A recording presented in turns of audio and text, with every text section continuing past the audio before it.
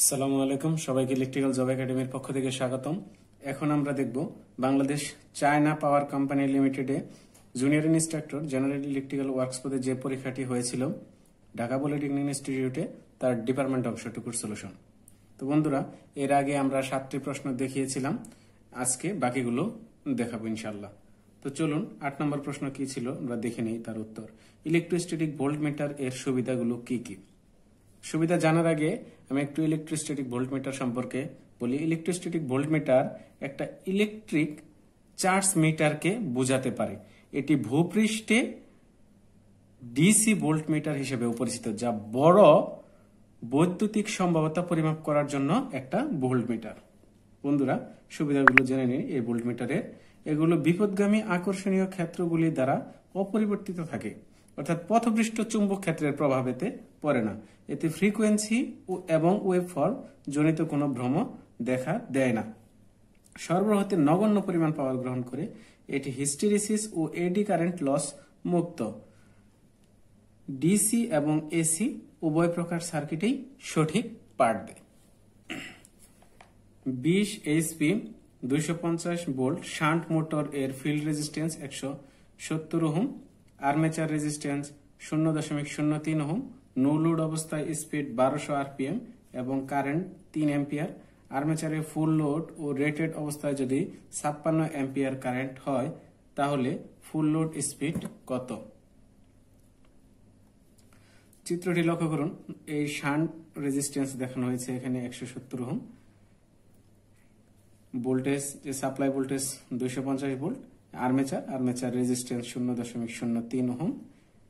Supply current IA হচ্ছে armature current, ISS হচ্ছে shunt current. এখানে মানগুলো আমরা বসিয়ে দিলাম। এখন আরএসএস, এই যে আমার যে ভি ভোল্টেজ 250 ভোল্ট, এটি কিন্তু প্যারালালে আছে, মানে আমরা জানি প্যারালালে ভোল্টেজ সমান থাকে। তাহলে 270 ওহম এর আরআরএতে যে ভোল্টেজ আছে 250 ভোল্ট। এখানে যে ভোল্টেজটি আছে 250 ভোল্ট। আমরা যদি আইএসএস বের করি, এখান থেকে আইএসএস 250 ভাগ 170, একে যদি ক্যালকুলেশন করি তাহলে যে মানটি আসে 1.47 অ্যাম্পিয়ার। তো বন্ধুরা, লক্ষ্য করুন এখানে দেওয়া আছে দুটি কন্ডিশন, নো লোড কন্ডিশন এবং ফুল লোড কন্ডিশন। আমরা যদি নো লোড কন্ডিশন দেখি, নো লোড এর ক্ষেত্রে,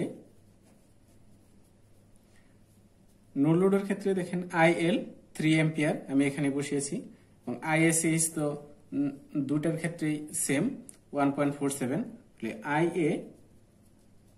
আইএল মাইনাস আইএসএস মানগুলো যদি বসিয়ে দিই, 3 মাইনাস 1.47 1.53 অ্যাম্পিয়ার। EB1 যদি বের করি, V minus IA R A minus I এর যে মান আমরা পেলাম এবং আর এ ক্যালকুলেশন করলে যে মানটি আমরা পাবো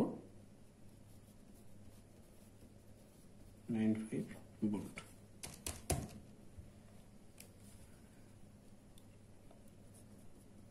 ফুল লোড এর ক্ষেত্রে, ফুল লোডের ক্ষেত্রে আইএল হচ্ছে 56 অ্যাম্পিয়ার।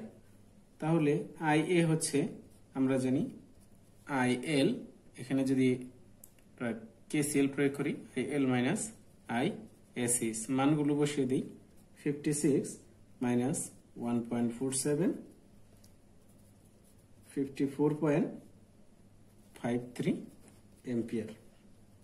এখন যদি আমি EB2 বের করি, V minus IA R A, P I এর যে মান আমরা পেলাম ইন্টু আর এ, ক্যালকুলেশন করলে যে মানটি আসে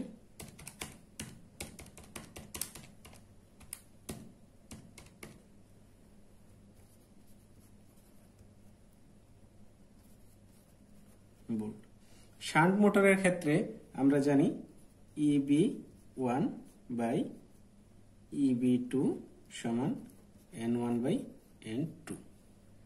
এখন যদি মানগুলো বসিয়ে দেই, N1 এর মান দেখেন এখানে দেওয়া আছে 1200 RPM। N1 1200 RPM। N2 আমরা পাবো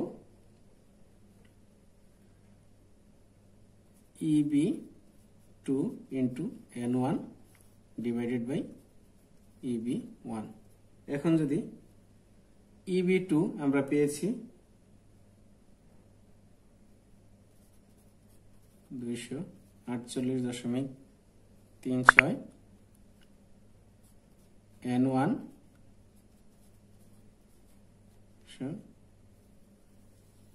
এবং EB1 এর মান আমরা পেয়েছিলাম 249.95।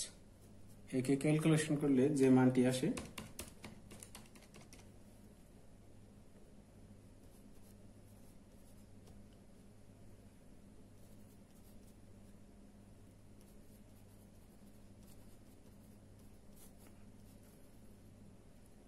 (1192.37 RPM। এই হচ্ছে N2 আনসার।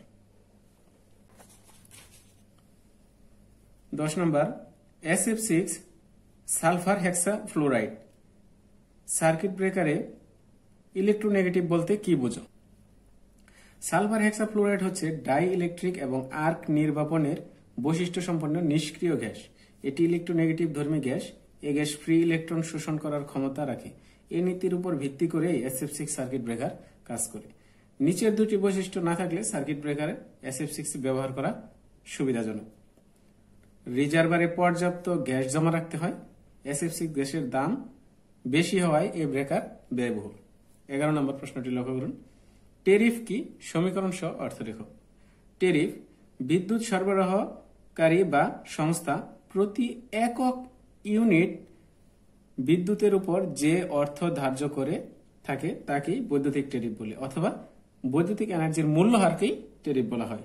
টেরিফ নির্ধারণের সমীকরণ হচ্ছে y সমান dx plus EZ plus C, যেখানে y সমান একটি নির্দিষ্ট সময়ের জন্য মোট বিল টাকা, d প্রতি কিলোওয়াট সর্বোচ্চ চাহিদার মূল্যহার টাকা, x সর্বোচ্চ চাহিদা কিলোওয়াট, E প্রতি কিলোওয়াট আওয়ার শক্তির মূল্যহার টাকা, z নির্দিষ্ট সময়ে ব্যয়কৃত শক্তি কিলোওয়াট আওয়ার, C হচ্ছে প্রতি বিলিং পিরিয়ডের জন্য একটি নির্দিষ্ট পরিমাণ চার্জ টাকা। পরবর্তী প্রশ্নটি লক্ষ্য করুন। 12 নম্বর, এটি একদম একটা সহজ মেজারমেন্ট থেকে এসেছে। একটি অ্যামিটার এর টর্কের মধ্য দিয়ে প্রবাহিত কারেন্টের বর্গের সমানুপাতিক। যদি 10 অ্যাম্পিয়ার কারেন্ট 90 ডিগ্রি বিক্ষেপ সৃষ্টি করে, তবে 5 অ্যাম্পিয়ার কারেন্ট কত বিক্ষেপ সৃষ্টি করবে? এখানে আমরা জানি TD প্রপোর্শনাল I স্কয়ার। এখানে বলাই আছে কারেন্টের বর্গের সমানুপাতিক। TD বলতে বোঝানো হয়েছে ডিফ্লেক্টিং টর্ক। TD সমান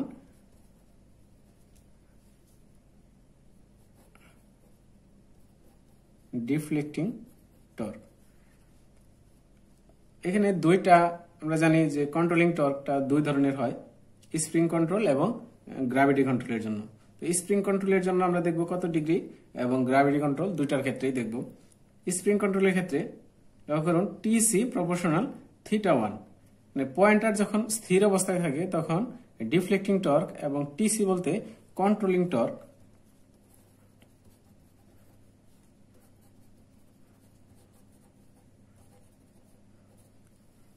সমান থাকে। θ1 প্রপোর্শনাল I1 স্কয়ার। θ1 এর মান এখানে দেওয়া আছে 90 ডিগ্রি। কত হবে যখন 5 অ্যাম্পিয়ার হবে I2। তাহলে আমরা যদি এখানে সমীকরণ দিয়ে দেই, এখানে যদি 2/1, তাহলে বন্ধুরা লক্ষ্য করুন θ2 by 90, 5 square by 10 square calculation করলে θ2 এর মানটা আসে 22.5 ডিগ্রি। বন্ধুরা, যদি আমি একটা স্কেলে দেখাই,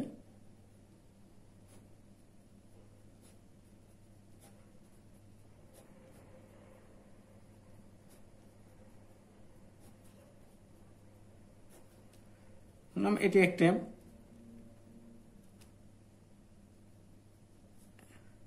এই পয়েন্টার প্রাথমিক অবস্থায় 0-তে আছে।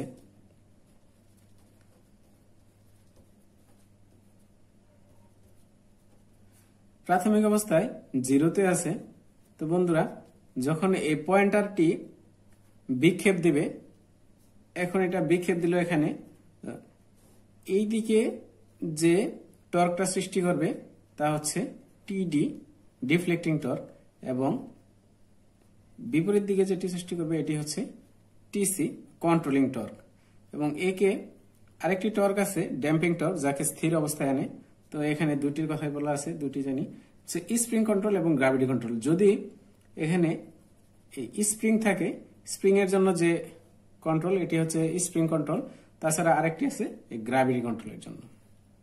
বন্ধুরা, গ্র্যাভিটি কন্ট্রোলটি আমরা দেখি, TC proportional sine theta 1, sine theta 1, তো এখানে বলাই আছে কারেন্টের বর্গের সমানুপাতিক I1 square sine 90 degree proportional tan square sine theta 2 5 square.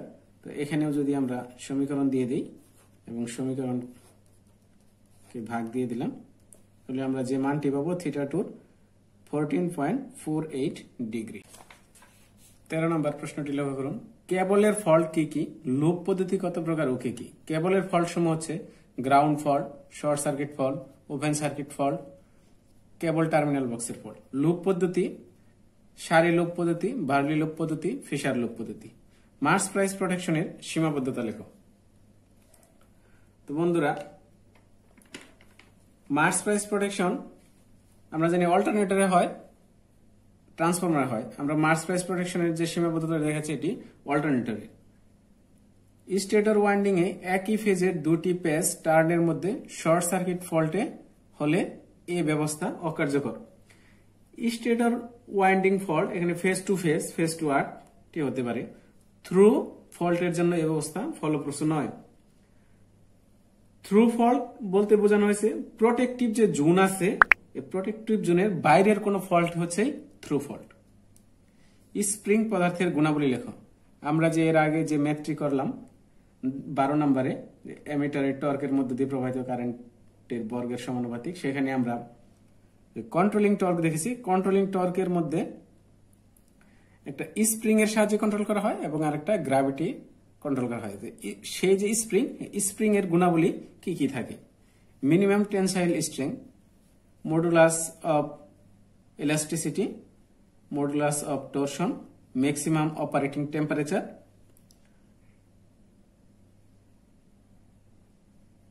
It should be non magnetic, মানে এটা ম্যাগনেটিক পদার্থ হবে না, নন যেমন ফসফরাস, ব্রোঞ্জ হতে পারে।